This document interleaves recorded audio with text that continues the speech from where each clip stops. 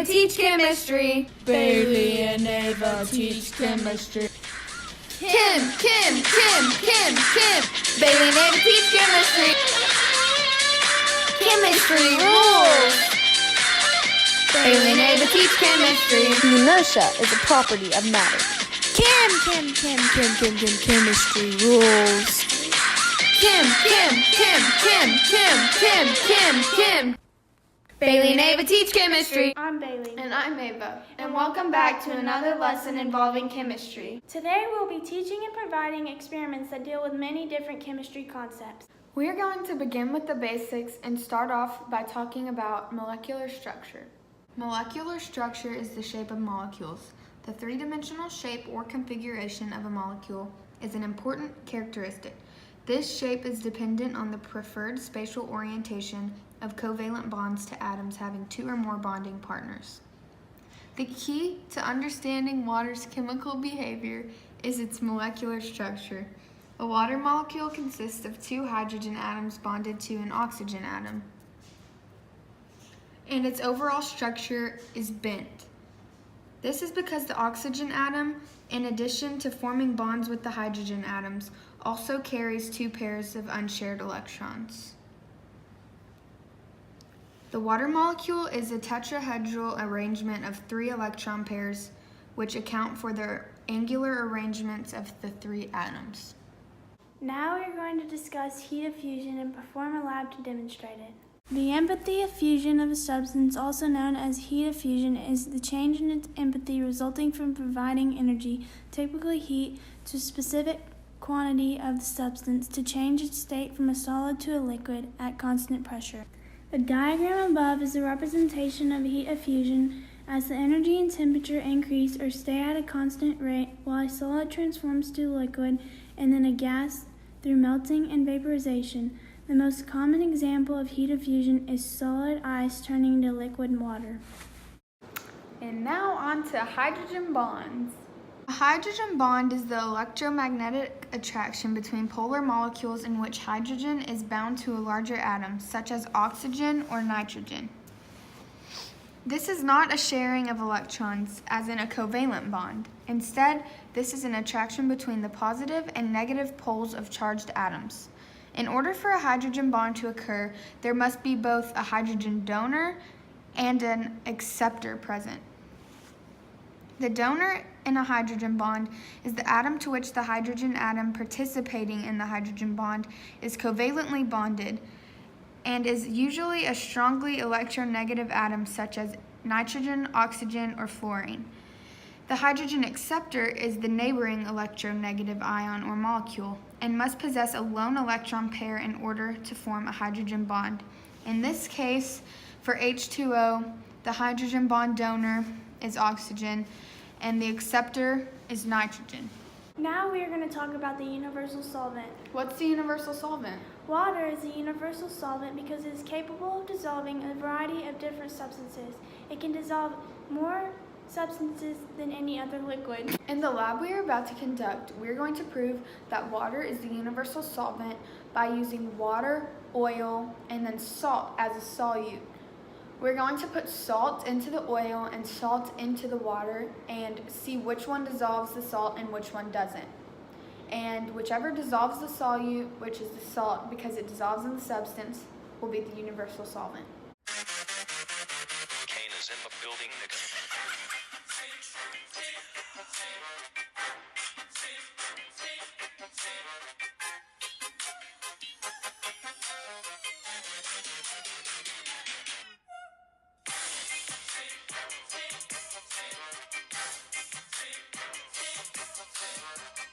As you can see from this experiment, the water completely dissolved the salt to where none is left over, whereas the oil left salt all in the bottom and it did not dissolve. This experiment shows how water dissolves substances better than any other liquid, therefore making it the universal solvent. Many people overlook the importance of water. Not only is it a refreshing and vital drink to our lives, it is magical. Many people look at water and think, wow, this is boring. Everything, molecules, da da da, like makes no sense. Well, this is the reason we find water and chemistry so interesting.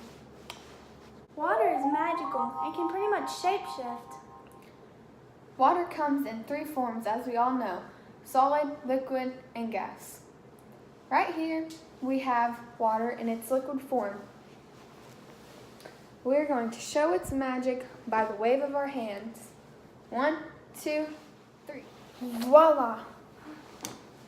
Now we have water in its solid form.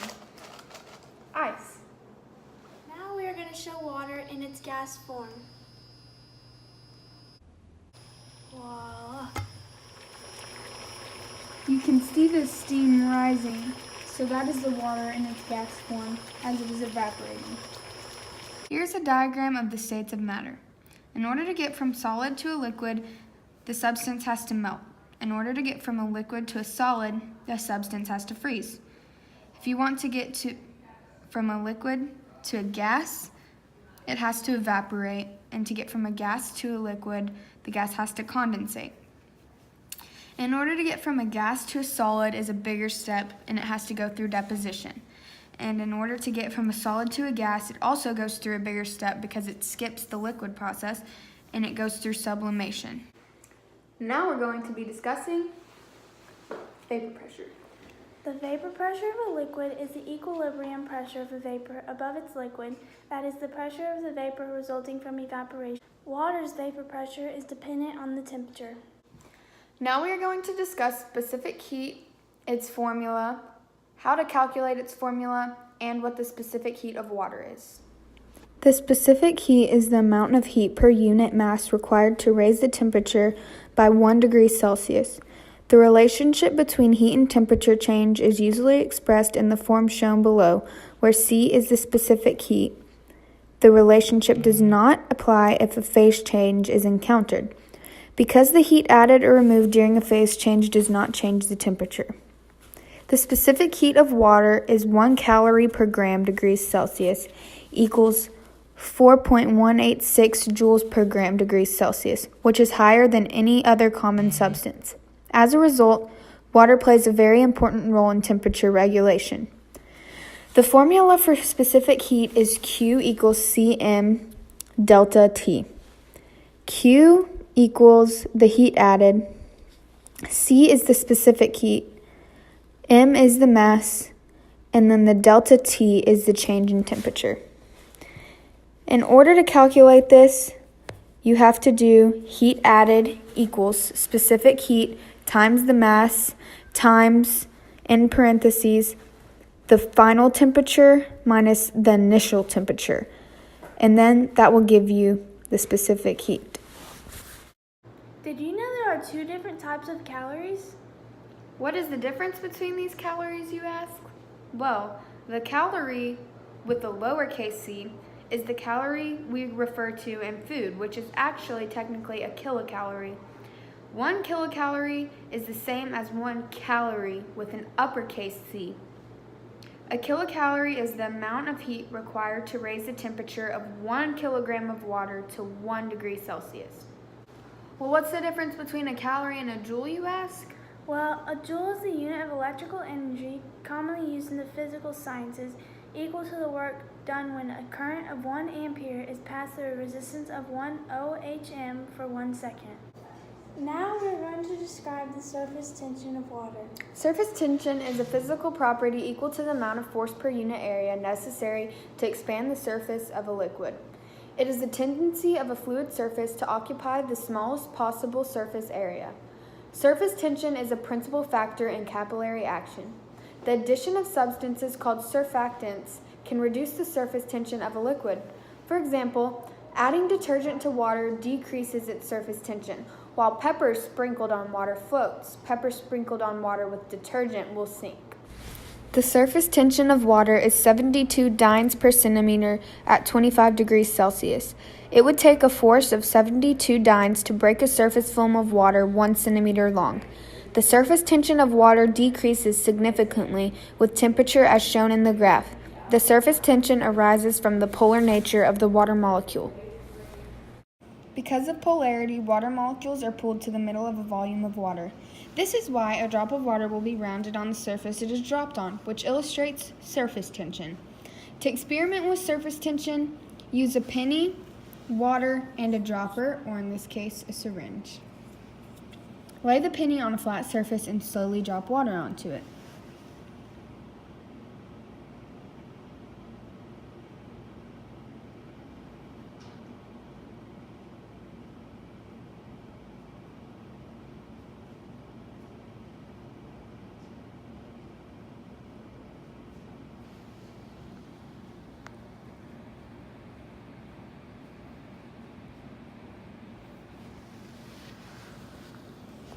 The water molecules stick together and form a convex shape on the penny, like a bowl placed upside down. This is due to the bonding or attraction of the positive and negative hydrogen molecules found in water. Now we are going to talk about water and why it is polar covalent. Water is a polar covalent molecule because of the bent shape of the molecule.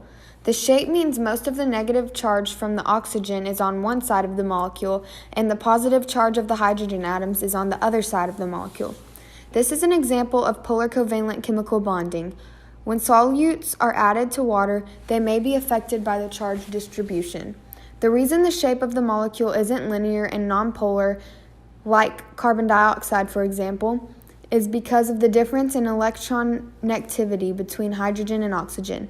The electronegativity value of hydrogen is 2.1, while the electronegativity of oxygen is 3.5. The smaller the difference between the electronegativity values, the more likely atoms will form a covalent bond. Now we are going to explain what colloids are. In chemistry, a colloid is a mixture in which one substance of microscopically dispersed insoluble particles is suspended throughout another substance. Now we're going to talk about the Tyndall effect and how it affects water. When a strong beam of light is passed through a colloidal solution, the light is scattered by the colloidal particles. This scatter of light is known as the Tyndall effect. It scatters the light through the water by colloidal particles. In this glass, we have water, which is not a colloid. And in this glass, we have a mixture of soap and water, which is a colloid. When you turn a flashlight through both glasses, you can see the particles present in the colloid mixture, while in the water that is not a colloid, you cannot see the light pass through. There's also, from the top, you can also see this. You can see that the particles and the light pass through. While on this one, it goes in this side and comes out the other and completely stops in the middle. And now...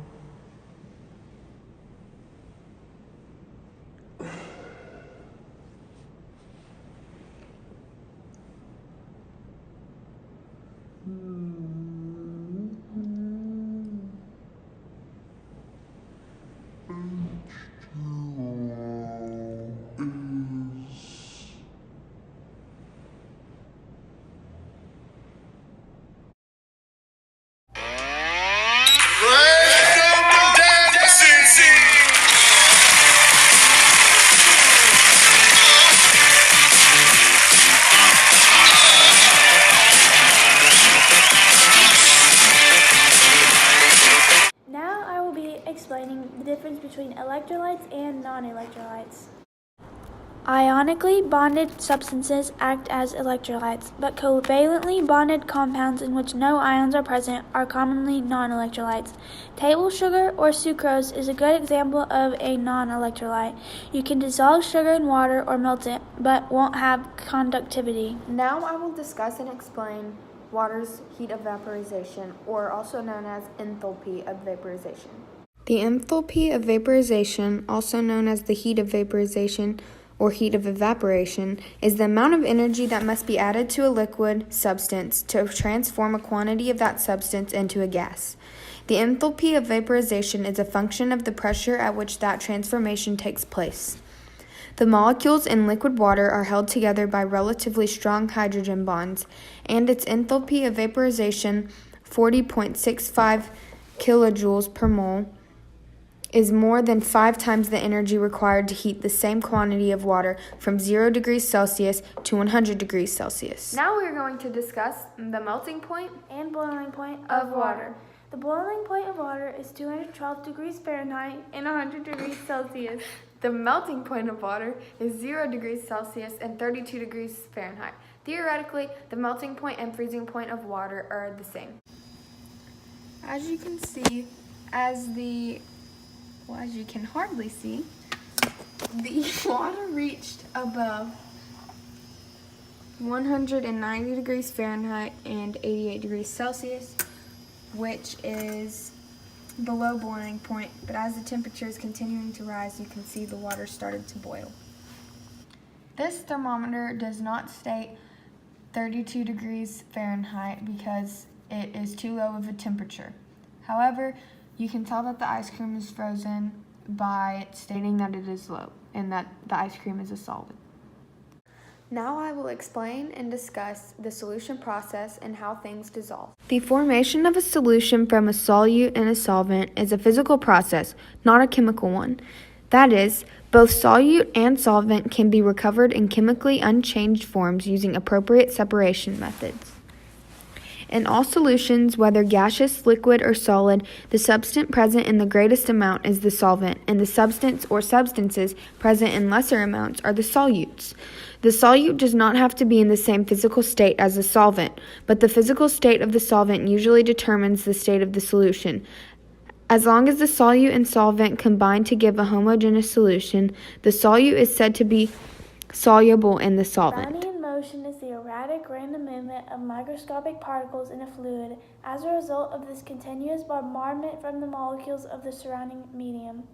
In a way, this relates to what a colloid is. Now we are going to talk about water of hydration. Water of hydration is water that is stoichiometrically bound into a crystal. While the water is found within a crystal, it is not directly bonded to a metal cation. Crystal salts containing water of hydration are called hydrates. Water of crystallization or crystallization of water is another name for water of hydration. Many crystals form from particles dissolved in water or aqueous solutions. It's common for some of the water to be incorporated in the framework of a crystal. Usually, heating a crystal drives off water hydration, but the structure of the crystal is lost. So what is this suspension? In chemistry, a suspension is a heterogeneous mixture that contains solid particles sufficiently large for sedimentation. The particles may be visible to the naked eye, usually must be larger than 1 micrometer, and will eventually settle. An example of a suspension would be sand in water. What is the specific heat capacity of water? The specific heat capacity of water is 1 calorie per gram degrees Celsius equals 4.186 joules per gram degrees Celsius, which is higher than any other common substance. As a result, water plays a very important role in temperature regulation. In SI units, specific heat capacity is the amount of heat in joules required to raise 1 gram of a substance 1 Kelvin. It may also be expressed as J per kg, which is joules per kilogram, degrees Kelvin. Specific heat capacity may be reported in units of calories per gram degree Celsius too. Related values are molar heat capacity, expressed in joules per mole. What are effluents? In chemistry, effluence is the migration of salt to the surface of a porous material where it forms a coating. The essential process involves the dissolving of an internal held salt in water or occasionally in other solvent. On the other hand, a desiccant is a hygroscopic substance that induces or sustains a state of dryness in its vicinity. It is the opposite of a humectant. Commonly encountered prepackaged desiccants are solids that absorb water. Today, people still continue to discover more and more unique things about water. For example, researchers have proposed a new idea that may explain why some Antarctic icebergs are tinged emerald green rather than the normal blue, potentially solving a decade-long scientific mystery. Water is a very vital resource to our lives. Water makes up 60% of the human body and 70% of the surface of the earth. Also, Humans cannot survive about 3 days without water. So, without water, life on Earth would not be sustainable. Water has many things about it that make it unique. Some of these include its molecular structure and also its ability to transform from a solid, liquid, and a gas. These aspects of H2O that we have taught you today is what makes water so unique. Thank you for your time and allowing us to teach you more about water today. And that's a wrap for Bailey and Ava Teach Chemistry. See you next episode.